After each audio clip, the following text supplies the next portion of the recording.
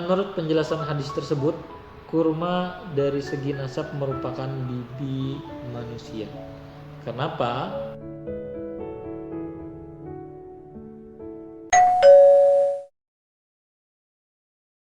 Tadi dijelaskan di sini bahwasanya kurma diciptakan dari Nabi Adam, Nabi Adam juga tercipta dari salah satu sisa dari tanah yang itu dari kurma tadi.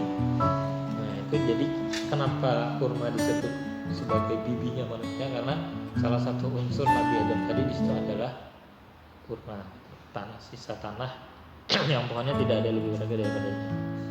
Nah, terus kita lanjutkan. Mohon maaf suara saya agak serak lagi bulan puasa. Ibnu Arabi radhiyallahu an berkata, setelah Allah Subhanahu wa taala menciptakan Nabi Adam alaihissalam, dia menciptakan kurma dari sisa lumpurnya Nabi Adam tadi yang digunakan untuk menciptakannya. Dari penjelasan tersebut, kurma merupakan saudara perempuan Nabi Adam alaihissalam, sehingga dapat dikatakan bahwa ia adalah bibi kita. Wow. Secara hukum syariat, ia disebut bibi dan diserupakan dengan seorang mukminah. Jadi selain kurma itu disebut sebagai bibi kita, dia juga diserupakan sebagai mukminah.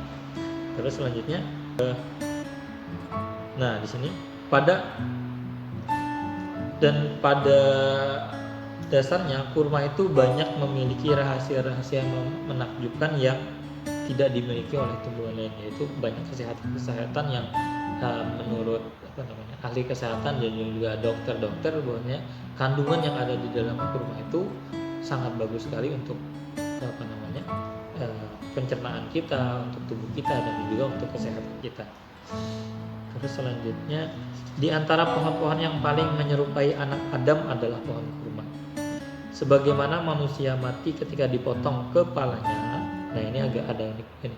Sebagaimana manusia mati dipotong kepalanya, sama dengan kurma. Jadi ketika kurma itu dipotong bagian atasnya ataupun bagian kepala pangkal daripada kurma tadi, maka kurma itu pun akan meninggal mati sebagaimana manusia tadi ketika dipotong kepalanya, manusia akan meninggal, dan ketika pohon kurma dipotong pangkalnya, maka pohon kurma pun akan mati gitu. Jadi ada kesamaan. Seandainya ada makanan yang lebih baik daripada kurma, maka sesungguhnya ketika Siti Maryam akan melahirkan, sudah pasti Allah akan menyembuhkan makanan lain selain kurma tadi. Tetapi Allah memberikan pada Siti Maryam makanan ketika dia ingin melahirkan, itu kurma. Di sana adalah hikmahnya bahwasanya kurma itu selain juga punya kesehatan, dan juga dia dari sisi lain juga adalah sebaik-baiknya makanan yang disediakan oleh Allah untuk Siti Maryam. Dalam riwayat dikatakan bahwa seorang ibu memakan sebuah kurma secara rutin selama nifas, anaknya akan memiliki perilaku yang jadi selama nifas itu, jika anaknya dikasihkan kurma setiap harinya, maka anaknya itu akan bersifat lembut. Terus juga ada lagi dalam sebuah hadis, Rasulullah sallallahu alaihi wasallam bersabda, Allahumma shalli wa sallim alaihi, barang siapa yang memakan 7 buah kurma ajwa, saya ulangi, barang siapa yang memakan 7 buah kurma ajwa pada pagi hari ketika perutnya kosong, niscaya pada hari itu tidak akan ada satupun racun ataupun ilmu sihir yang akan mencelakainya.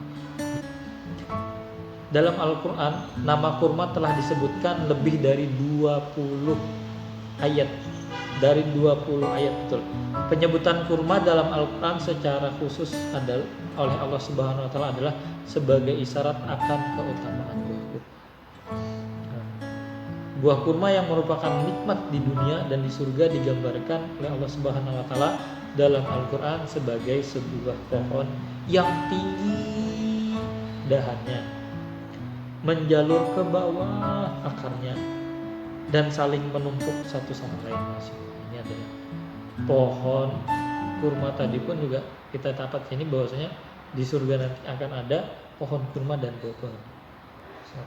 Salah yang tadi kesehatannya juga, ternyata kurma ini adalah salah satu pohon yang nantinya akan ada ataupun tumbuh di surga. Subhanallah, subhanallah, luar biasa sekali hadis hari ini, yang mana semoga nantinya ketika kita berbuka puasa kita bisa menyempatkan diri kita melaksanakan sunnah ini dengan memakan buah kurma ataupun meminum air putih, karena salah satunya selain kita sebagai orang yang mencintai Rasulullah, maka kita bersemangat untuk melaksanakan sunnahnya, kita juga ingin mendapatkan manfaat dari kesehatan buah kurma tadi atau bibinya manusia, masalahnya sangat menarik sekali. Itu saja yang mungkin bisa saya sampaikan pada hari ini. Semoga ini terus istiqomah, dan akan saya tunggu dari teman-teman. Yuk klik tombol like kalau apabila Anda suka dengan video ini, dan berikan saya komen apabila misalkan dari perkataan saya ada yang salah atau dari penyampaian saya ada yang